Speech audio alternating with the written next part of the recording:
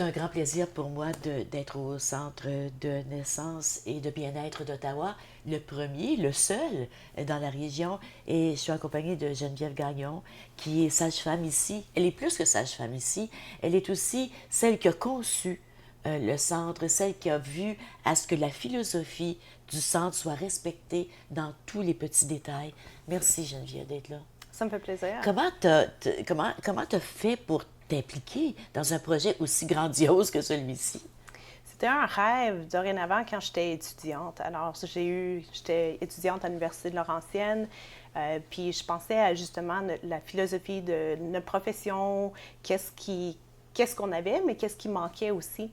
Puis, comme francophone, je connais aussi la réalité du Québec. Ils ont des maisons de naissance. Les sages-femmes qui travaillent au Québec, eux autres ont des maisons de naissance.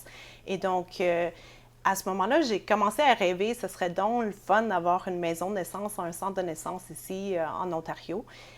Puis c'est longtemps après, une fois que j'ai commencé à travailler comme sage-femme, que je m'étais impliquée avec l'Association des sages-femmes de l'Ontario, quand ils ont eu un comité qui regardait à l'option des centres de naissance.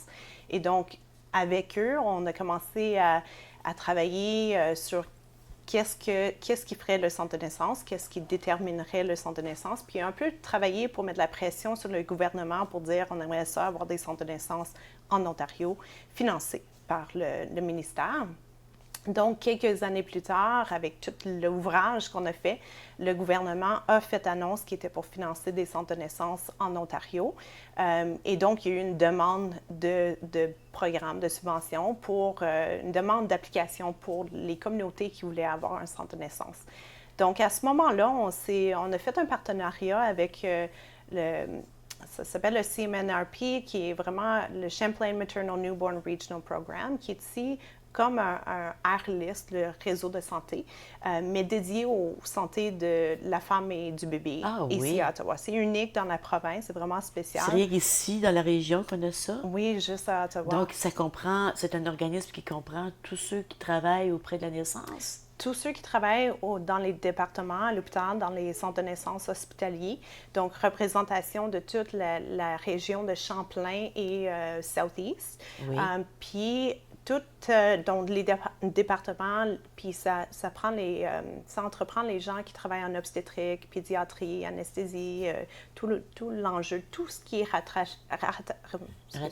rattaché au centre de naissance, à une naissance.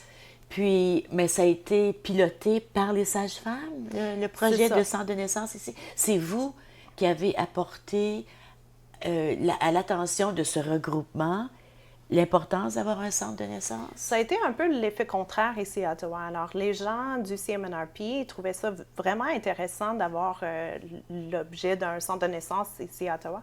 Donc, nous a approché toutes les cliniques de sages-femmes dans la région d'Ottawa. Ils ont dit, est-ce que ça vous intéresse? Et oui, ça nous intéresse de travailler avec vous. Alors, on a eu représentation de toutes les cliniques de sages-femmes ici en ville et tout le monde ensemble, incluant tout les gens au CMNRP sont mis ensemble pour justement mettre un projet pour le centre de naissance. Puis tu as été l'heureuse élue pour piloter ce projet-là. J'ai travaillé avec beaucoup de personnes. Oui, c'est certain que c'est ça. J'ai été plus ou moins l'image de la sage-femme qui a rêvé d'avoir un centre de naissance, donc qui a pris un peu l'avant à dire oui, on va le faire, on va le réussir, puis on va mettre en place un centre de naissance. En quoi un centre de naissance comme ici, c'est différent d'un accouchement ou peut-être qu'on peut parler de la philosophie du centre de naissance. En quoi c'est différent d'un centre de naissance en milieu hospitalier qu'on a à Montfort ou une naissance dans un hôpital où il n'y a pas de centre de naissance ou à domicile? Ça se distingue comment ici, la différence? La différence commence d'une philosophie ou un principe de base que la grossesse, l'accouchement, c'est un processus normal de la vie d'une femme. Et donc, les sages-femmes, naturellement, veulent supporter cette philosophie-là. Et donc, le centre de naissance, comparativement à la maison ou à l'hôpital, c'est un lieu, un endroit pour les sages-femmes. C'est les sages-femmes qui viennent ici pour travailler avec leurs clientes. Et donc, pour avoir accès au centre de naissance, les femmes doivent avoir une sage-femme comme professionnelle de santé qui leur suive tout au long de la grossesse. Okay. À domicile, puis la philosophie pour les sages-femmes, c'est le choix du lieu d'accouchement. Et donc, pour chaque client qui entreprend nos soins, on va parler de les 3 options.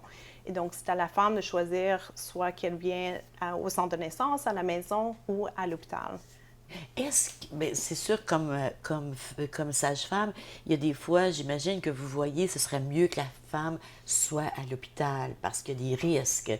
Comment vous suivez la femme pendant la grossesse et comment vous identifiez les risques? Alors, tout comme aux professionnels de santé, que ce soit un médecin de famille ou un obstétricien, la sage-femme offre un service complémentaire tout au long de la grossesse. Et donc, les femmes qui choisissent avoir une sage-femme ont accès à les tests diagnostiques, que ce soit des ultrasons, les tests de dépistage au début de la grossesse, des prises de sang, etc. Et donc, on offre tout ça, puis c'est à travers ça, puis aussi les lignes directrices de notre collège de sages-femmes qui nous dit également quand est-ce entreprendre une consultation ou un transfert de soins avec un obstétricien. Alors, les sages-femmes, encore, c'est les experts d'une grossesse tout à fait en santé normale et donc reconnaît qu'à un moment donné, si ça dévie un peu de la normalité, qu'on va entreprendre une consultation et encore, comme j'ai dit, il y a un document qui dit dans telle et telle condition, donc une grossesse, un diabète de grossesse ou une hypertension de grossesse, à ce moment-là, on va entreprendre des démarches pour consulter avec l'expert de ce diagnostic. Des états de crise. C'est ça. Moi, j'ai toujours dit que la médecine qu'on dit traditionnelle, mais qui n'est pas la médecine occidentale, est spécialiste dans les crises. Si je me casse un bras, ben je ne peux pas aller voir un naturopathe, il ne peut pas remettre les os ensemble. Par contre, je peux aller voir un médecin à l'hôpital, ils vont me mettre un plâtre. Donc, la sage-femme, elle est là pour les accouchements naturels, les accouchements où les choses vont naturellement. Il peut y avoir des petits pépins à l'occasion. Mais vous savez que quand il y a un problème, ben, c'est référé à un expert dans les problèmes. C'est ça. Puis les sages-femmes, quand on offre les choix du lieu d'accouchement, on va aussi faire des recommandations. Regarde, toi, ça va bien, toutes les options. Par contre, quand on voit qu'il y a des petits facteurs de risque qui se présentent, à ce moment-là, on peut recommander un accouchement à l'hôpital et normalement, on va le faire. Et donc, c'est à la femme de choisir. Par contre, on peut être en centre hospitalier, avoir un accouchement tout à fait naturel, sans intervention, si c'est ça que souhaite la femme, tout comme on peut avoir accès à une intervention. C'est le champ de pratique de la sage-femme de supporter la femme à travers ces étapes-là également. Donc, il n'y a pas de jugement. Vous allez avec ce que la femme veut et puis ce dont la femme a besoin aussi, et le bébé. Puis, exactement. Donc, le rôle de la sage-femme, c'est de surveiller la santé de la mère et du bébé à la fois et recommander des interventions seulement si nécessaire. Si ce n'est pas nécessaire, à ce moment-là, on supporte le déroulement physiologiquement normal d'un accouchement. Geneviève, on est dans une salle d'accouchement ici. C'est comme si on était dans une chambre d'hôtel un peu. Il y a un super beau lit, un grand lit, il y a un bain tourbillon, il y a un foyer, il y a la musique. C'est important pour vous de créer cette atmosphère familiale. Toute la famille est ici. Toute la famille peut y être. Bien, toute la famille. Pas toute la famille. Ceux qui veulent être là. Oui, tous ceux qui veulent être là. Ceux qui sont invités aussi par le couple. OK. Mais en gros, oui, la philosophie, il y a eu plusieurs recherches qui ont été démontrées que quand on change les couleurs des murs, quand on rajoute un lit, que le couple peut être dedans, quand on a accès à un grand bain, aussi des peintures sur les murs, que ce soit aussi visuellement détendu, réconfortant, exactement, qui ressemble un peu plus au domicile, bien, on sait que les femmes accouchent plus naturellement, plus efficacement. C'est drôle, hein? C'est un principe qu'on a, quand même, c'est basé de la recherche, c'est vraiment intéressant. Puis encore, on sait dans les centres hospitaliers, le même principe, quand on met des fenêtres avec accès à la nature, les gens guérissent plus rapidement. Et donc, c'est dans les faits, c'est dans la recherche. Et donc, on a été chercher ces principes-là. On a été chercher les principes de la couleur. On te remarque que l'horloge, généralement, n'est pas directement dans le visage de la femme. On l'a mis sur le côté pour que ça soit pour les professionnels de santé, mais pas nécessairement une femme qui regarde l'heure, parce que ça peut être très long, peut être stressant. Ça peut être très stressant. Et donc, il y a aussi beaucoup d'équipements médicaux qui se retrouvent dans la pièce, mais qui sont cachés derrière les portes. Oui, on va avoir la chance tantôt de faire une petite visite des salles.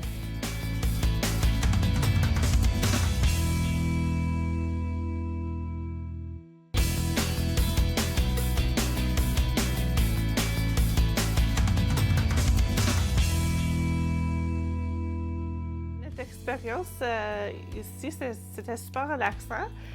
Moi et mon mari, on est arrivés ici, puis on avait le temps de se préparer, puis se promener partout dans le centre. Donc, on a trouvé ça super spécial. Puis, on a utilisé le bain aussi, puis Abigail est venue dans le bain. Je suis en compagnie de Teresa Bandrowska. Merci beaucoup de nous accueillir. Bonjour, enchantée. C'est tellement beau ici, c'est tellement paisible, c'est tellement... c'est réconfortant quand on arrive. Vous étiez, avant d'être ici au Centre de naissance et de bien-être d'Ottawa, vous étiez chef sage-femme à Montfort pendant 7 ans. Vous avez... Qu'est-ce que vous faisiez à Montfort et pourquoi avez-vous décidé de venir ici? Mais j'ai fait les deux en même temps aussi parce que ça, je partage le rôle de chef sage-femme ici avec Geneviève Gagnon. Comme ça, c'est un temps partiel. Et moi, j'ai gardé ma pratique sage-femme active. J'ai continué d'aider les femmes, de suivre les femmes durant leur grossesse, leur travail, leurs accouchements. Et avant que j'ai pris cette position, j'ai fait mon temps partiel à Montfort. Parce que depuis l'intégration des sages-femmes, ça fait 22 ans maintenant, on a intégré les chefs sages-femmes dans les départements obstétricaux à l'hôpital. Et c'était une position que j'ai trouvé vraiment, c'était une position qui a aidé beaucoup à intégrer les sages-femmes, à aider à l'intégration, à l'aider à la collaboration interprofessionnelle. Et à Montfort, c'était une expérience tellement plaisante, tellement chaleureuse. Ils nous ont accueillis avec des bras ouverts, avec des cœurs ouverts aussi. Oui. Et là, on avait établi des relations d'équipe très, très bonnes à Montfort, avec les gestionnaires, les infirmières, les autres intervenants comme des anesthésistes, les médecins aussi, les pédiatres, les obstétriciens, les médecins de famille. C'est vraiment un travail d'équipe. Donc, les sages-femmes font partie de l'équipe. Là, vous parlez beaucoup de Montfort. Oui. Le centre, il est intégré dans le système de santé en Ontario, bien, dans la région ici, parce qu'il y a seulement 2 centres de naissance, je pense. Hein? Au sud, ici, oui. Dans le sud de l'Ontario. Il y en a dans le nord, les Autochtones. Oui. Il y en a un à Toronto, un à Ottawa. Oui, c'est ça. Puis ça a été très bien intégré dans le système avec la collaboration avec les hôpitaux dans la région, l'hôpital pour les enfants, CHIO, qui a été un partenaire très, très important pour nous. Il y a aussi nos sages-femmes ont des privilèges hospitaliers. Les sages-femmes qui viennent ici, qui ont leurs privilèges ici, sont intégrées dans le système obstétrical à l'hôpital aussi. Chaque sage-femme, soit à Montfort ou à l'hôpital civique, nous allons accueillir une pratique qui va avoir des privilèges à l'hôpital général aussi. Vous allez éventuellement, dans le moment, il n'y en a pas. Oui, ils sont en train d'avoir des privilèges. D'accord. Donc, on pourrait dire maintenant que la profession, ou je dirais plus la vocation de sage-femme, fait partie du quotidien des gens. Ça fait partie de notre vie maintenant. Moi, j'ai toujours trouvé ça, mais malheureusement, il persiste des malcompréhensions. Oui. Et je pense que le public en général ne connaît pas ça, la profession, malgré le fait que ça fait 22 ans qu'on est intégré. Oui. Et partout dans le monde, la profession sage-femme est très bien connue, est très bien intégrée. Oui. Là, avec notre maison de naissance ici, le centre ici, on espère qu'on peut encore mieux combler les besoins pour des accouchements, pour les familles qui voulaient des accouchements, une différence, un autre choix, une place à venir, une place à venir avoir leur bébé dans toute sécurité, avec la position, la facilité d'être plus mobile durant le travail avec nos grands bains tourbillons, avec l'esprit de choix aussi. Oui, et de respect de la nature aussi. Oui. Vous faites, il y a combien d'accouchements en moyenne par année ici? Ça fait 2 ans seulement que c'est ouvert. Oui, on a commencé plus tranquillement, mais là, Ça dépend. Comme chaque mois, c'est à peu près 30 accouchements par mois Vous diriez à peu près actuellement. une par jour. Oui, oui, ça varie parce qu'avec les accouchements, souvent, on n'a rien, puis tout à coup, c'est plein. Est-ce que c'est vrai que la pleine lune, il y a Oui. plus de bébés? Oui. Hein? Et la nouvelle lune aussi. Et la nouvelle lune. Oui, c'est ça qu'on a remarqué. Mais les bébés peuvent venir n'importe quand. Ben oui, Il y a des ben bébés oui, qui ben oui. viennent comme 3 semaines avant leur date, c'est considéré quand même à terme, ou quelques semaines après la date aussi. Comme ça, parfois, chaque chambre est pleine, parfois, il n'y a personne. Ça dépend. Comme tout à l'heure, quand on est arrivé, il y a une maman qui est arrivée en Oui, même temps que nous. oui, oui, elle est à côté, elle est On en va peut-être travail. entendre le bébé On va tantôt. peut-être, oui, oui, oui. Puis, en terminant, il y a combien de sages-femmes qui ont des privilèges ici au Là, on centre? a presque 50 sages-femmes ici. Ça varie parce qu'il y a des sages-femmes qui sont ici pour une année comme des résidents, qui font leur année en première de D'accord, pratique. oui, oui. Et après ça, elles vont partir ailleurs. On a des sages-femmes qui font des stages. On a des sages-femmes qui vont peut-être aller en congé maternité. Comme ça varie, mais à peu près. Oui, comme Geneviève, qu'on va accueillir dans Oui. quelques instants, qui a été une de vos étudiantes, Oui, oui. qui était aussi celle qui a conçu le centre ici. Elle est sage-femme depuis quand même plusieurs années.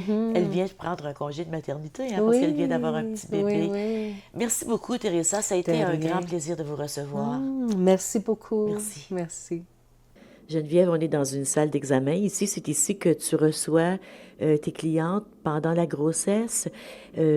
Explique-nous un peu ce qu'on voit. Ça a l'air d'une salle très conventionnelle, mais j'aimerais aussi te demander qui paye les services des sages-femmes? Alors, les services sages-femmes sont couverts par le ministère de la Santé, qui veut dire que les gens nouveaux Canadiens qui arrivent au Canada, qui n'ont pas encore d'assurance au HIP, mais qui sont résidents de l'Ontario, peuvent avoir recours aux services sages-femmes gratuitement. Et donc, c'est tous les gens qui ont une carte santé, mais qui ont aussi pas de carte santé, qui peuvent avoir les soins sages-femmes. Le principe, c'est vraiment qu'il faut que tu sois résident en Ontario pour avoir accès, mais c'est offert gratuitement par le ministère de la Santé. Puis la chambre ici qu'on est dans, c'est une salle d'évaluation. Comme on a mentionné dans l'entrevue, c'est pour faire la première évaluation pour s'assurer que les mamans sont en travail actif avant même d'avoir accès à une chambre d'accouchement. Et donc ici, on a tout comme qu'est-ce qui se retrouve à l'hôpital dans un triage pour faire notre évaluation et par après prendre des décisions.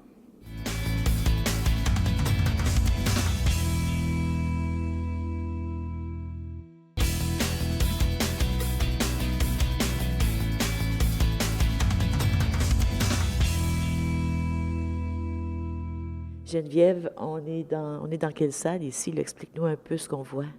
C'est une salle d'attente pour les familles et donc la télévision en arrière, il y a un téléphone également pour faire les appels une fois que le bébé est arrivé pour annoncer la nouvelle.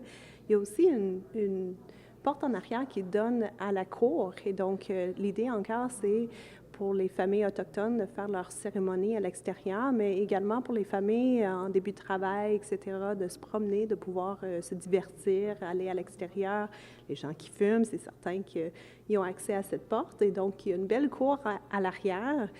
C'est aussi une pièce où ce que les Birth Center Aid, les aides natales, préparent la nourriture pour les familles, pour la femme, surtout après son accouchement. Et donc, c'est une pièce pour eux également. J'aimerais revenir à toi comme sage-femme. Bien sûr, ça a dû être une grande joie pour toi de pouvoir réaliser ce centre ici. En quelque part, être sage-femme, c'est une profession. Mais comme tu me faisais remarquer, en se préparant à l'entrevue, quand on s'est parlé, toi, Jerry et moi, tu disais que c'est plus qu'une profession, c'est une vocation. Absolument. J'ai fait un peu d'études en sciences infirmières, puis à ce moment-là, dans la profession, ils parlaient de vocation qui est infirmière, puis je pense que dans le temps, ça l'était réellement, parce que les infirmières, surtout dans le temps de la guerre, etc., veillaient sur plusieurs personnes, puis 24 heures sur 24, oui. Il n'y avait vraiment pas... Puis comme sage-femme, c'est un peu ça. Alors, j'ai réalisé maintenant que notre profession, c'est aussi une vocation parce qu'on est sur appel 24 heures sur 24. On a quand même des temps de répit, de congé, des fins de semaine de congé et des vacances. Par contre, quand on est sur appel puis on fait ce travail, On sait que les accouchements, mais ils ne viennent pas à une telle heure précise. Donc, on est sur appel pour justement supporter les femmes, que ce soit pour les questions également tout au long de la grossesse, les inquiétudes, etc. Et par après, avec la venue d'un nouveau bébé, toutes les inquiétudes et les questions niaiseuses qu'on peut avoir, justement, qui sont tout à fait normales. Oui, qu'on pense qu'ils sont niaiseuses. Et puis, je vais te dire, Geneviève, moi, j'ai 2 belles filles qui ont eu des bébés, puis les 2 ont eu des sages-femmes. Puis, quand elles me posaient des questions à propos du bébé, j'étais comme grand-mère, j'étais comme, je sais plus. Pourtant, j'ai eu des enfants, j'ai eu 5, 6 frères et sœurs qui étaient beaucoup plus jeunes que moi. J'en ai vu des bébés, mais je disais, appelle la sage-femme. Et les sages-femmes répondent toujours, peu importe l'heure du jour, de la nuit, elles répondent et elles sont là pour réconforter. Ça a changé, ça change beaucoup avec le temps aussi, puis les années. Donc, les sages-femmes sont à jour avec les recherches, l'information. Oui. Puis il y a toujours l'aspect de ça a toujours été comme ça. Et donc, on va supporter les femmes à travers ça. On va aussi beaucoup rassurer la maman dans son rôle de nouvelle mère, nouveau père, pour les supporter à travers ça, parce que c'est certain que c'est un défi avoir un nouveau-né, s'adapter à ce bébé-là dans les premières semaines, c'est pas évident. Et donc, on supporte les familles pendant les premières 6 semaines. On offre également des visites à domicile dans la première semaine, jour 1, jour 3, jour 5, pour justement, on vient à eux. C'est un autre environnement, c'est leur environnement, mais c'est là où on voit vraiment leur degré, puis comment que ça fonctionne, puis donner des conseils par rapport à l'adaptation chez leur domicile. Là, tu dis que la sage-femme se rend chez les parents jour 1, jour 3, jour 5.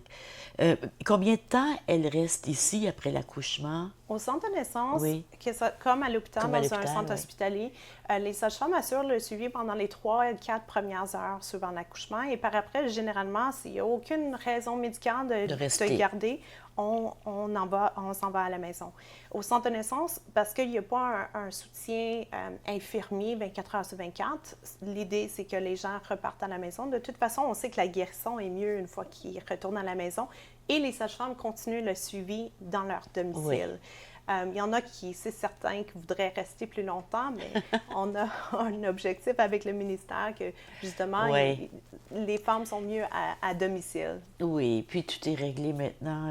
On sait que tout est calculé. Chaque état de santé doit avoir un certain temps. En tout cas, c'est compliqué, puis vous n'avez pas de contrôle là-dessus.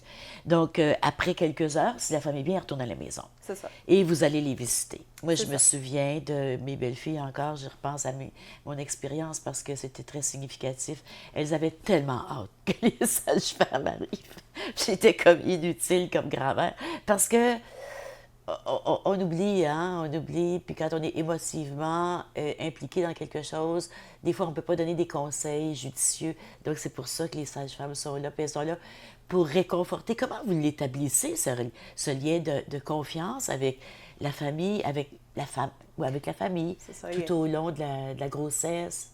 Il y a une belle relation de confiance qui est établie avec les couples. Oui. Puis ça s'établit dès la première rencontre. La première rencontre, la continuité des soins des sages-femmes est importante. C'est un de nos principes qui est très important à la profession.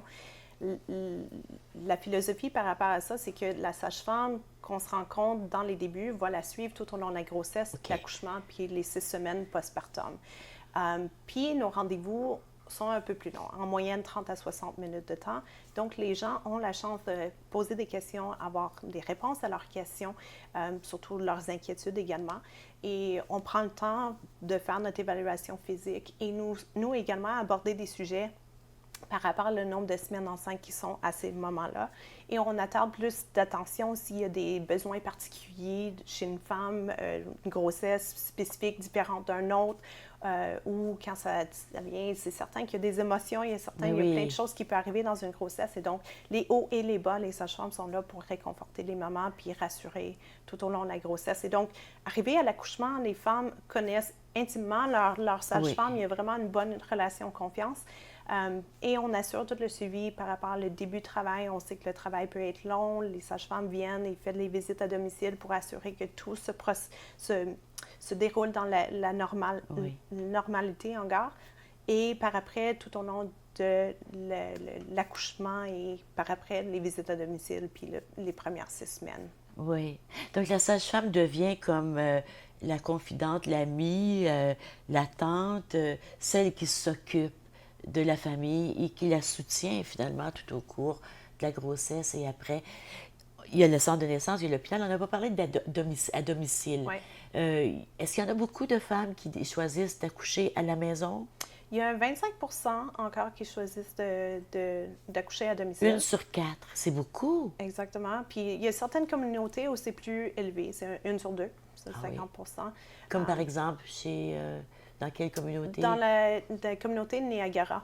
Dans le coin des Ménonites et d'accord. Il y a un plus haut oui, taux c'est d'accouchement plus à domicile. naturel à la Exactement. maison. Oui. Partie de la philosophie puis la population également. Oui. C'est un choix encore populaire, c'est encore supporté par la recherche. Il y a même le ministère de la Colombie-Britannique qui dit on supporte les accouchements à domicile. Ici, c'est supporté C'est en supporté. Ontario. Le ministère n'a quand même pas fait son annonce. Par contre, moi, je crois réellement que si tu as ouvert des centres de naissance avec l'idée qu'on supporte les accouchements en dehors d'un milieu hospitalier avec des sages-femmes, ça repose sur le principe qu'on sait qu'on est capable de faire et supporter ce choix-là parce que c'est basé dans la recherche. Et donc, les sages-femmes ont des bons résultats, etc. Mais qu'est-ce que ça veut dire que le gouvernement supporte? Je regarde Leslie, ma belle-fille, elle a accouché 2 fois à la maison. Ça veut dire que le gouvernement a dû payer les sages-femmes, non? Le gouvernement, que ce soit en Colombie-Britannique ou en Ontario, supporte, finance les sages-femmes, notre métier, notre profession, mais également les centres de naissance ici en Ontario. Mais la Colombie-Britannique a pris un pas de l'avant et a dit on supporte les accouchements à domicile. D'accord. Donc, c'est devenu comme public. Aussi important. C'est pas comme Puis encore, on sait justement les méconnaissances par rapport à l'accouchement à domicile. Donc, t'as accouché à la maison, ben c'est pas les années 50, là. On a des centres hospitaliers pour ça. Donc, il y a encore beaucoup de méconnaissances par rapport aussi qu'est-ce qu'on apporte, l'équipement d'urgence qu'on a. Alors, qu'est-ce que vous faites, les sages-femmes? Admettons qu'une maman, une famille, un couple décide que la maman va accoucher à domicile. Et donc, vous arrivez à quel moment à la maison, puis avec quoi? On arrive, typiquement, on fait une visite à domicile en grossesse pour savoir où est-ce que la maman demeure, s'assurer dans plein jour qu'on est capable de se rendre, qu'il n'y a pas de conditions qui fait qu'il y a des obstacles pour se rendre également. On pense aussi, si on doit appeler les urgences, que l'accessibilité pour les paramédics est également une fonction du domicile. Puis par après, c'est en travail actif. Une fois que le travail a commencé, on discute le timing du travail actif. On vient à domicile, on fait l'évaluation, on prend la pression, la température, les signes vitaux, etc. Et on a tout le bagage de médical qu'on a. Plus proche de l'accouchement, on va sortir donc les bonbonnes d'oxygène comme qu'on se retrouve à domicile. Vous apportez les choses avec vous. Tout l'équipement qui se retrouve ici, nous, on l'apporte à domicile. Alors, on peut faire le bilan pour vous donner la démonstration, mais succion, oxygène pour maman et bébé. Après ça, stéthoscope, tout pour faire les signes vitaux, tout pour faire l'accouchement, donc les instruments qu'on a besoin. Quelque chose qui est surprenant pour des gens.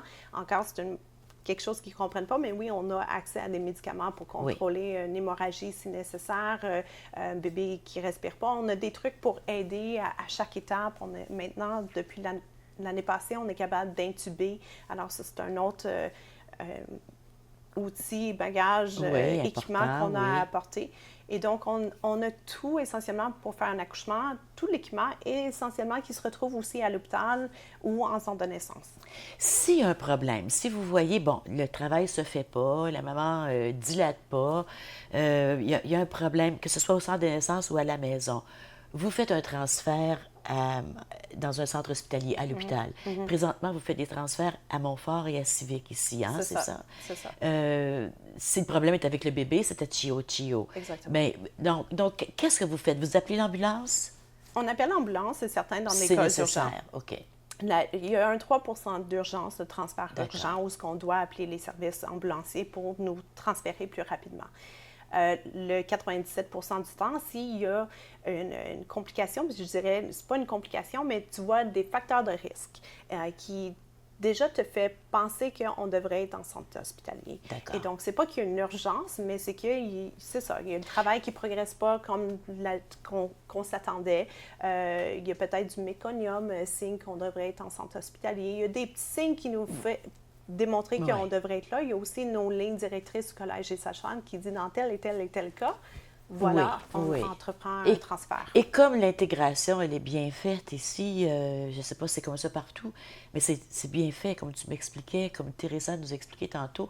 L'intégration avec le système de santé, il est vraiment remarquable. Donc, les gens savent que quand une femme s'en vient, ben, on va la prendre en arrivant. Et je sais que, je reviens encore à mon expérience, mais je sais que quand Delphine est née, ma petite fille, c'était venu tellement vite. Les sages-femmes sont arrivées à la maison avec l'ambulance, les polices puis les pompiers. Ils sont tous arrivés en même temps. Mais finalement, ça s'est passé à la maison et de façon très, très naturelle et très bien. J'ai eu des rencontres avec des sages-femmes durant toute la grossesse.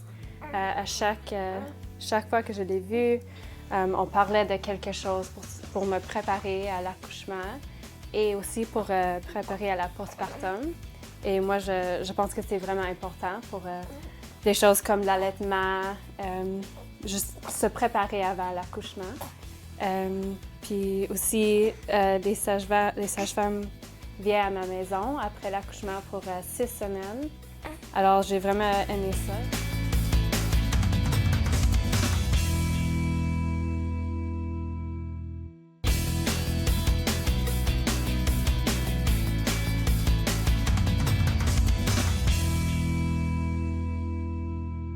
On est dans une chambre de naissance, c'est comme ça qu'on appelle ça? Oui, c'est une chambre de naissance. Ici, c'est la chambre B. On a 3 chambres, A, B et C. C'est aussi défini comme la chambre bleue, parce que c'est des couleurs du mur. Et donc, en arrière, on retrouve le lit, l'équipement médical. Derrière toi, la salle de bain. Derrière le caméraman, il y a un grand bain et un foyer avec un sofa. Alors, c'est vraiment... les chambres, ils se ressemblent tous en termes de fonction d'équipement, mais chaque chambre est différente. Il y a une différente couleur dans chacune et sont différemment positionnées. Mais sinon, tout ce qu'on voit ici, c'est qu'est-ce qui se retrouve dans chaque chambre de naissance. Naturel. On parle d'accouchement naturel. Donc ici, il y a des façons de contrôler la douleur, mais il n'y a pas d'intervention, il n'y a pas de médicaments, il n'y a pas d'épidural. C'est ça. Alors, c'est des interventions médicales qui suscitent une surveillance plus étroite qu'on n'a pas accès ici. Donc, c'est en centre hospitalier. Alors, si le travail nécessite ou pense avoir besoin de ces interventions-là, c'est une autre raison de faire un transfert. On est en communication aussi avec le centre hospitalier. Alors, si jamais on anticipe aller à l'hôpital, on leur donne un avis et donc il y a une chambre prête pour nous. Et donc, le transfert se fait très rapidement et facilement aussi. Quand ça vient les méthodes de soulagement, que ce soit à l'hôpital, à domicile ou ici, c'est vraiment les méthodes non pharmacologiques. Alors, derrière nous, on a un ballon. On va voir le ballon dans quelques instants. Le banc de naissance. On a accès, c'est certain, le massage, l'eau, la thérapie d'eau, que ce soit le bain, la douche. Il y a aussi juste l'environnement qui a un aspect aussi détendu chez la femme. Après ça, le sens de sécurité qui vient avec les personnes qui l'entourent, son partenaire, sa famille, une doula peut-être qui est là. Puis par après, c'est qu'est-ce qu'on peut supporter. Donc, il y a aussi accès à ce qu'on appelle un TENS, qui est une unité utilisée en physiothérapie qui envoie des petits chocs électriques justement pour stimuler, faire une contre-douleur à la douleur. Il y a aussi... Ah oui, vous avez ça ici? On a ça ici, les appareils ici. On a aussi les machines d'oxyde, c'est du nitrous oxide, donc le gaz. Les gens le connaissent comme le gaz. C'est 50% oxygène puis 50% du nitrogen oxide. Donc, les gens peuvent respirer, ça l'aide à calmer, ça ne transfère pas au bébé. C'est quelque chose quand même in and out, ça l'aide beaucoup. Il y avait une machine déjà qui faisait comme une succion, qui soulevait l'utérus ou les muscles. Est-ce que ça existe? Non, je pense pas. Ça n'existe plus, hein? Je pense que ça n'a pas duré très longtemps. Mais c'était une des premières machines dans les années, je dirais, 70 peut-être. Les choses de base aussi qui aident beaucoup, c'est le mouvement, la mobilité. Les femmes, tu sais, Oui, on a quand même oui. un sofa, etc., que les Oui. gens peuvent utiliser. Oui. Mais l'idée, encore du point de vue de recherche, c'est que tu n'as pas besoin rien de ça.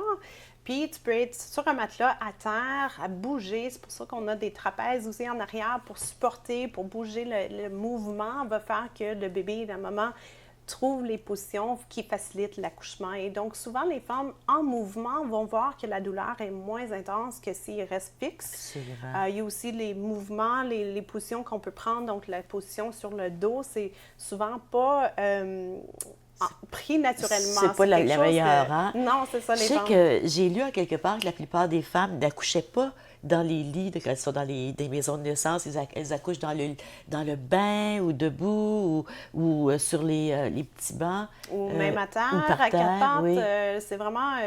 C'est vraiment instinctif, un accouchement. Les femmes, tu sais, on connaît toutes les différentes positions, Oui. mais après ça, c'est au moment de comment la femme se sent dans ces moments-là. Et donc, elle va adopter n'importe quelle position qu'elle se sent plus à l'aise Oui. dedans. Et donc, Oui. les accouchements se font, on dit tout le temps, on compare comme la chatte qui va aller trouver le plus petit Oui. coin dans une maison Oui. pour accoucher pour que personne s'en aperçoive. Oui. Puis les femmes gravitent vers un coin de la pièce où l'accouchement va prendre soin. C'est touchant. Il y a aussi les accouchements à la maison.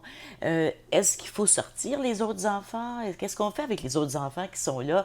Est-ce qu'on veut qu'ils assistent? Est-ce que ça dépend de la famille? Qu'est-ce que vous recommandez, vous, les sages-femmes? Il n'y a pas nécessairement de recommandation. Par contre, on parle de la normalité, que c'est naturel, ça a toujours fait partie de la vie d'une femme. Puis dans les temps, les enfants voyaient l'accouchement de ses frères et sœurs. Et donc, pour nous, c'est un processus normal. Les enfants, il faut que ça soit approprié à l'âge. Je dirais que quand l'enfant le veut, il y a une discussion, une préparation, que ce soit des vidéos, avoir une conversation, puis que les enfants d'un âge veulent participer à l'accouchement, c'est tout à fait approprié de les avoir, puis on encourage ça. Les tout petits bambins, généralement, je dis, les sages-femmes apportent une petite poudre magique, mais ils dorment. Ils dorment. Tu me disais ça quand on se préparait. Les bébés dorment, puis ils ne se réveillent pas. C'est ça, ils se réveillent fou, hein? au moment après la naissance. C'est vraiment fabuleux, c'est incroyable. La nature. Oui. Puis, de l'autre côté, il y a des gens qui ne sont pas à l'aise d'avoir les enfants à la maison, dans leur domicile. Ils sentent que si je fais des sons, ils vont Si je m'entendre. crie, oui. Donc, encore, ça parle de la préparation de ces enfants-là, mais il y en a qui choisissent d'envoyer les enfants en début de travail avec grand-maman, grand-papa ou la tante ou une gardienne, peu importe. Et donc, ils reviennent après l'accouchement. C'est le même principe qu'aller à l'hôpital, essentiellement. Oui. Tu peux quand même apporter les enfants à l'hôpital, mais il y en a qui choisissent de le garder à domicile. On peut amener les enfants ici aussi? Toute Oui. une famille. Oui. Ouais. Est-ce qu'il y a des parties des fois? Oui, je ne sais pas ici. Je sais que moi, comme étudiante sage-femme, le plus grand fête d'accouchement, on était comme 16 Ah dans oui? une pièce. Ouais, c'était vraiment... Tout le monde était là. Tout le monde était là, c'était au rendez-vous, c'était vraiment bien. C'était un accouchement. Ici, encore, ça fait partie de la philosophie aussi autochtone, d'avoir les gens qui sont oui. au moment de la naissance, donc les grands-parents, peut-être une sœur, frère, puis faire des souhaits aussi ou des vœux. des vœux de... Ouais, pour à l'enfant qui naît. C'est ça, et donc ça fait partie de leur tradition. Et donc ici, on a quand même pensé à ça, on a fait mais tu sais, ça fait partie de la philosophie de sage-femme aussi. Invite ce que tu veux, ce que tu te sens plus à l'aise avec, les avoir. Pour nous, tu sais, à moins qu'il y ait vraiment... des tensions, et donc on va demander à Ouais. des gens de quitter la pièce si c'est nécessaire, que peu importe l'environnement, mais généralement, ils sont de là de bonne foi et Ouais. les femmes veulent les avoir. Tu peux pas avoir quelqu'un qui commence à dire à la sage-femme et à la femme quoi faire, là, puis au père. Là, puis, Ou tu sais que l'énergie n'est pas la bonne énergie. Tu sais, oui, d'accord. un accouchement, c'est un moment très vulnérable chez une femme, et donc tu as besoin de l'énergie positive pour être entourée. Oui, c'est un moment qui est vulnérable, mais c'est un moment qui est magique en même temps. Ah, c'est vraiment spécial, la transformation d'une Il femme y a- en maman. Il y a des cas que vous ne prendrez pas, les sages-femmes. Par exemple, des jumeaux, vous prenez des grossesses ou quand il y a ouais. multiples? Oui, vous les prenez? Oui. On les prend encore, Oui, ça mais fait c'est partie de notre surveillé. champ OK, pratique, d'accord. puis on a des lignes directrices, mais il y a des gens, l'état de santé avant la grossesse, c'est une bonne indication de qui peut avoir une sage-femme et D'accord. qui ne peut pas avoir une sage-femme. Alors, si tu fais du diabète juste non enceinte avant la grossesse, tu n'es pas une candidate pour avoir une sage-femme. Par contre, si c'est quelque chose qui se développe en grossesse, c'est une autre affaire. Donc, s'il y a des problèmes médicaux connus avant même d'être enceinte, généralement, c'est référé à un obstétricien. Donc, en d'autres mots, c'est comme toute autre chose. Quand c'est naturel, on va voir la sage-femme, comme on irait voir un naturopathe ou un homéopathe, ou on se fierait à notre propre analyse. Puis quand il y a un problème de santé qui est sérieux, on va voir un médecin. L'idéal dans le monde médical, c'est que tu as des sages-femmes qui s'occupent des grossesses à bas risque, en santé, qui est le 80% des femmes qui se retrouvent dans cette catégorie-là, et qui transfèrent les soins aux obstétriciens, justement quand il y a des variations de normal ou des complications, qui sont experts de ces grossesses-là. Oui. Puis toi, dans ton cas, tu aurais bien voulu accoucher à la maison, mais tu n'as pas pu. Tu comprends la situation parce que tu t'es retrouvée à l'hôpital? C'est ça, mon travail a été long. Parce que tu as un petit bébé de 6 mois. On va peut-être le voir tout à l'heure, le petit Mika. Mon accouchement a été long, qui est l'histoire de la majorité des femmes aussi. C'est ton premier bébé, c'est celui qui fait le chemin, ça prend du temps. Puis en fait, mon bébé était en postérieur. Il s'avait tourné la tête par en bas, mais de l'autre côté. Donc, il faisait que c'était encore plus long et plus pénible que la moyenne des travails. Et donc, c'est certain que j'étais découragée à un moment donné. Après des heures de travail, c'est décourageant de se faire dire « tu es seulement 1 centimètre ». Et donc, éventuellement, j'ai tout fait, j'ai tout essayé naturellement à la maison, etc. Et par après, on s'est dit « OK, peut-être c'est le temps de… » C'était un choix que j'ai fait également d'être en centre hospitalier. C'est pas ça que je souhaitais, mais je savais que c'était une possibilité. Puis si on devait être là, il y avait une raison d'être là. Et j'étais tout à fait à l'aise avec ce choix-là également. Et donc, on s'avait préparé pour toutes les options, comme quand on prépare nos clientes par rapport à toutes les éventualités. Et c'est ça. Le prochain, ça ne t'empêcherait pas d'avoir un enfant, mettre au monde un bébé de façon naturelle une prochaine fois? C'est ça, c'est chaque accouchement, chaque grossesse est différent. Parce que déjà, dès que tu avais une césarienne, tu avais toujours des césariennes. C'est ça. Mais dans plus les maintenant. années, non, puis depuis les années 70, il y a beaucoup de littérature, recherche qui démontre que justement, les femmes peuvent s'essayer. Il y a des critères à rencontrer, mais que pour l'ensemble de ces femmes-là, ils peuvent accoucher vaginalement. Et il y a moins de complications pour les femmes, que ce soit accoucher vaginalement, mais aussi pour les accouchements futurs. Ça dépend aussi de combien d'enfants que tu planifies avoir, que des césariennes répétées. Mais par contre, l'autre côté aussi, c'est qu'il y a toujours des risques de complications à s'essayer d'avoir un AVAC. Et donc, il faut que tu aies une conversation avec la sage-femme, l'obstétricien, pour justement trouver l'équilibre entre les bienfaits et les risques potentiels les choix et toutes les options présentées.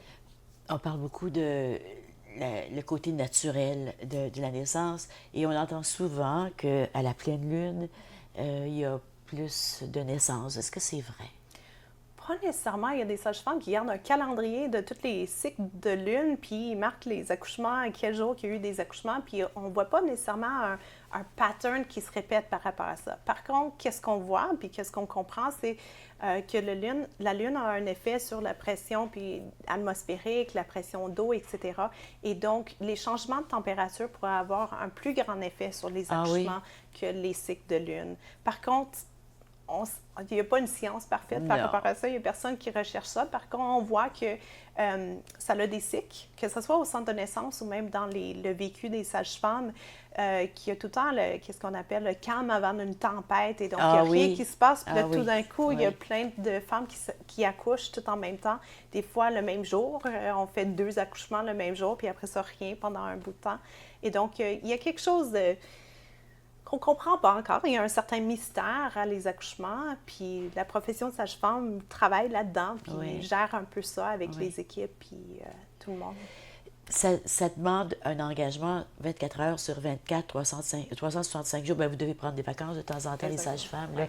Mais ça peut être n'importe quel temps. Qu'est-ce que tu fais comme toi, tu as un tout petit bébé de 6 mois, que tu allaites, bien sûr, et qu'il y a un papa qui travaille, qu'est-ce que tu fais avec le bébé quand c'est le temps de venir pour un accouchement en plein milieu de la nuit? C'est pas encore ma réalité, mais c'est quelque chose que je pense, je mets beaucoup d'efforts à regarder comment que je vais faire. Je sais que pour mes collègues qui ont des tout petits enfants, c'est un défi. C'est un défi, juste être maman et avoir ce rôle-là, mais en plus de mettre tout de côté et donner ton attention à une femme qui est en travail, qui exige de toi à ce moment-là. Oui. Et donc, ça prend un support, un réseau en entour de nous. C'est certain que les sages-femmes continuent à le faire, on doit le faire, Oui. c'est notre vocation de continuer à faire et travailler comme sage-femme. Mais ça exige qu'on a des très bonnes gardiennes, des gardiennes qui ont une certaine flexibilité, qu'on doit partir très tôt le matin ou revenir très tard le soir. Un partenaire qui est très flexible aussi, avec un travail, un employeur qui comprend les enjeux de notre profession, qui fait que des fois, on doit tout abandonner et partir maintenant. Et donc, on ne peut pas attendre 1 heure que la gardienne arrive ou peu importe. Non. De l'autre côté, il y a aussi le support des sages-femmes et donc de mes collègues. Et donc, si je suis vraiment mal prise, je peux appeler quelqu'un et dire « Hey, est-ce que tu es disponible? Est-ce que tu pourrais aller voir cette femme-là pendant ce temps-là? » Et je me rends quand je suis disponible. Et donc, il y a quand même beaucoup de flexibilité dans notre profession et on doit respecter ça aussi de la part des clientes, de la part des sages-femmes. On travaille tous pour travailler ensemble, mais des fois, dans la vie, le quotidien des sages-femmes, on a des enfants, on a d'autres priorités aussi, et donc on doit... Puis on n'est plus comme déjà dans les petits villages où on faisait rien que changer de maison. Là. Au marché. Au marché, oui. Au sujet de l'arrivée, est-ce que les sages-femmes se rendent chez les mamans pour s'en venir avec elles au centre de naissance et aller à l'hôpital, ou si vous les rencontrez à l'hôpital ou au centre de naissance? Pour tous les lieux d'accouchement qui choisissent, on fait une visite à domicile pour s'assurer que le travail est bien pris. OK, donc tout de suite avant de se déplacer. Oui, c'est ça. Même chose pour les accouchements à l'hôpital, en centre hospitalier. On va faire la visite à maison pour s'assurer que la femme est bien en travail, actif avant même de se déplacer. Le contraire, si tu n'as pas de sage-femme, si tu te déplaces à l'hôpital, tu te fais dire t'es 1 centimètre puis tu es renvoyé à la maison. Tandis que, mettons, dans mon histoire d'accouchement, c'était ma sage-femme qui venait chez moi pour me dire que j'étais à 1 centimètre, donc je n'avais pas à me déplacer. Donc, c'est ça l'avantage, c'est des visites à domicile quand c'est long. C'était qui ta sage-femme? Est-ce qu'on peut te demander? Oui, c'était Grace. C'est une de mes collègues. Ah, c'est bien. Ouais. Mon expérience ici était vraiment chaleureuse. Comme j'ai accouché mes autres enfants à l'hôpital, je trouve que c'est vraiment différent et c'est à la même fois plus relaxante. On peut accoucher l'enfant dans le bain si nous voulons. Et en fait, j'ai fait un gâteau quand j'étais en train d'accoucher avant la fin de... J'ai fait un gâteau et on peut manger, on peut avoir toute la famille ici. Alors mes autres enfants étaient avec moi et ils ont beaucoup de jouets ici et vraiment un environnement vraiment chaleureux.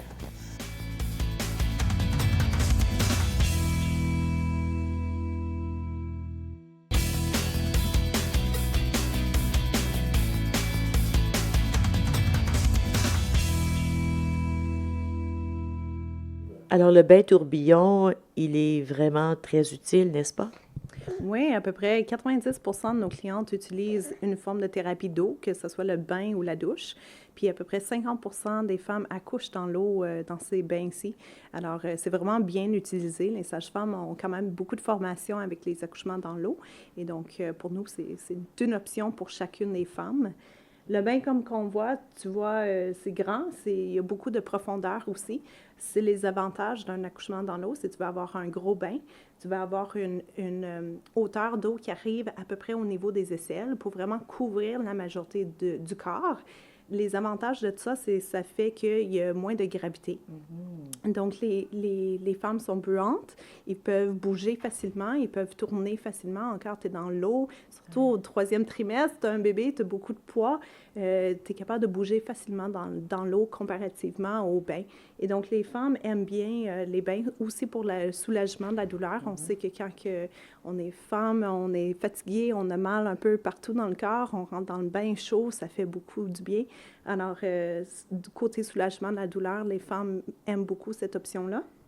Alors, le bain tel quel, on a beaucoup d'utilité. On voit ici que les mamans doivent rentrer dans le bain d'une certaine façon pour optimiser la sécurité de la femme. Donc, on a aussi les barres sur le mur, le bar pour les mains aussi à l'intérieur. Il y a un petit banc également. Des fois, le petit banc est utilisé pour les papas, pour être derrière la femme, comme support également pour qu'elle se repose sur ses genoux. Des fois, tu vas voir que la maman est couchée de différentes positions dans le bain. On voit ici le grand morceau de coton qui est vraiment un sling. Je ne connais pas la terminologie en français, mais c'est pour utiliser durant le travail pour la pousser également, pour supporter la femme dans sa position. Souvent, tu les vois soit dans le bain ou en sortant un peu du bain, tirer sur chaque côté. Pousser, des fois, ça exige, tu vois ça, les genres de barres sur un mur pour grimper, pour suspendre, pour se laisser pendu d'une surface. Et donc, ça peut être utilisé comme ça également. Et il y a des lumières qui donnent un peu de fonction, lumière, ambiance aussi au bain. Et il y a des jets, ce n'est pas des jets d'eau, c'est des jets d'air. Et donc, c'est de l'air chaud qui réchauffe également l'eau. Je dirais que les jets sont moins utilisés chez les femmes, c'est moins agréable à cause du bruit, puis des fois la distraction où ça fait trop de stimulation. Et donc, généralement, on voit les lumières qui sont allumées, mais il y a une belle fonction de réchauffer l'eau parce qu'on sait qu'on aime avoir l'eau chaude pour le bain. Oui. Et la grande famille s'étend au-delà du moment de l'accouchement ici parce que vous commencez des formations qui sont disponibles avant l'accouchement et vous allez jusqu'après l'accouchement aussi. Vous avez des formations, des ateliers pour maman et bébé. Qu'est-ce que vous avez comme formation? Formation d'éducation? Oui, pour les mamans. Pour les femmes? C'est certain que nous, on a une préparation. Il y a des sujets qui est spécifique à le nombre de semaines de gestation qui sont. Puis par après, on suggère aussi d'aller prendre des cours prénataux, des cours de préparation. Puis ça, c'est donné par Santé publique Ottawa. Santé publique, il y a des cours privés qui sont disponibles. Il y a vraiment toute une gamme là, de différents services qui sont offerts par rapport à une certaine méthode qui est de préparation à l'accouchement qu'ils veulent prendre, etc. Et donc, on discute de tous les cours qui sont disponibles et on leur laisse carte blanche à eux de choisir. Puis est-ce qu'il y a des cours qui se donnent ici? Il y a des cours qui se donnent au centre de naissance. On a une partie qui est préparation à l'accouchement et donc il y a des cours, que ce soit des cours prénataux, il y a des cours d'éducation physique, maman et bébé, yoga. Aussi, il y avait un cours, quand on est arrivé tout à l'heure, il y avait un atelier sur l'allaitement qui était disponible pour les mamans parce qu'on sait que c'est souvent un grand stress pour les mamans qui ont personne qui peut les aider à la maison à savoir comment je fais pour placer le bébé, est-ce que je le fais comme il faut. C'est ça, on a 2 drop-in d'allaitement. Il y a la santé publique qui est ici une fois par semaine, puis il y a également qu'est-ce qu'on appelle un breastfeeding lounge, qui est vraiment une place pour les mamans aussi de se rencontrer puis de discuter de tout l'allaitement qu'ils ont en commun, mais c'est pas strictement l'allaitement, il peut y avoir un allaitement mixte, etc. Puis ils sont là justement pour créer cette communauté-là. Qu'est-ce que tu appelles un allaitement mixte? Qui choisissent d'allaiter, mais qui doit supplémenter d'une certaine façon, peu importe. C'est pas allaitement 100%, même si on sait que ça, c'est de la vision optimale de l'allaitement, mais que c'est pour tout le monde. C'est qu'est-ce que je veux dire essentiellement. C'est un lieu pour les gens de venir, puis s'entraider, puis de rencontrer de nouvelles mamans, puis d'avoir le support vis-à-vis leur choix de... Puis on va finir avec ta formation. Ta formation, tu l'as reçue, les sages-femmes ont leur formation, tu parlais tantôt de l'Université Laurentienne. Est-ce Oui. que d'autres endroits? C'est un Ça. cours, c'est un baccalauréat? C'est un baccalauréat de 4 ans, sciences de santé, spécialisation sage-femme. Il y a 3 universités en Ontario qui offrent le programme. Moi, j'étais à l'Université Laurentienne parce qu'il y a le volet francophone, mais il y a l'Université McMaster puis Ryerson qui offre le McMaster programme. qui est à Hamilton, Puis Ryerson à Toronto. à Toronto. Et donc, il n'y en a pas à Ottawa, qui aurait été idéal. Ça aurait été bien, hein? Oui, Ça serait oui, bien, oui, peut-être oui. éventuellement. Oui, c'est ça qu'on Ben, souhaite. surtout maintenant qu'il y a un centre de naissance, il y en a seulement un ici puis un à Toronto. Exactement. Ce serait bien que ce soit rattaché à un programme de formation. Oui. Puis aussi, tu sais, de formation d'éducation plus haute, une maîtrise, un Oui, doctorat, oui. de pouvoir faire de la recherche également ici Absolument. localement, ce serait vraiment génial. Surtout qu'il y a cet organisme ici qui regroupe tous les intervenants autour de la Oui. naissance. Ce serait parfait qu'il y ait un programme de formation. Oui. C'est ton prochain projet, Geneviève. C'est peut-être un prochain projet. Il y a aussi le projet de pouvoir regarder les multiples fonctions qu'une sage-femme peut prendre dans la communauté puis supporter l'expansion de notre champ de pratique justement pour faire des visites suivies pour la femme à plus long terme, plus que le 6 semaines. On aimerait ça. C'est tellement suivre un les grand familles plus besoin. long. Oui, c'est Ouais, tellement un grand ouais. besoin. Les mamans sont seules à la maison souvent, ou les couples sont seuls et ils ne savent pas quoi faire avec des situations. Puis les femmes, les clients sont très tristes de dire au revoir à leur sage-femme au dernier rendez-vous oui, à je 6 sais. semaines. Et donc, c'est une émotion qui est vécue pour les sages-femmes aussi. On aimerait ça être et faire partie de leur vie plus longtemps. Et Oui. donc, c'est une vision par rapport à ce champ élargi de la profession. Absolument, c'est tellement un grand besoin. Est-ce qu'il y a des hommes qui sont sages-femmes? Oui, on les appelle quand même les Les sages-femmes. sages-femmes, oui, je sais. Mais est-ce qu'on en a en Ontario? Oui, je Est-ce pense qu'on en a ici au centre? Il n'y en a pas ici à Ottawa spécifiquement. Il y en a un, je crois, qui travaille dans les coins de Muskoka OK. ou peut-être Toronto, je ne suis pas exactement certaine, mais c'est un fils d'une sage-femme puis qui, lui, travaille en Ontario. C'est le seul présentement, mais il y en a un qui étudie également. Et donc, ça commence Bravo. à être comme la profession d'infirmière. Ouais. Au début, on croyait que, bon, infirmière, c'est strictement femme, et donc il y a maintenant de plus en plus d'hommes qui rentrent dans la profession. Et donc, ça change un peu. La profession de sage-femme, ça va être la même chose. Merci beaucoup. Hein? Ça me fait plaisir. C'est un grand plaisir. Merci.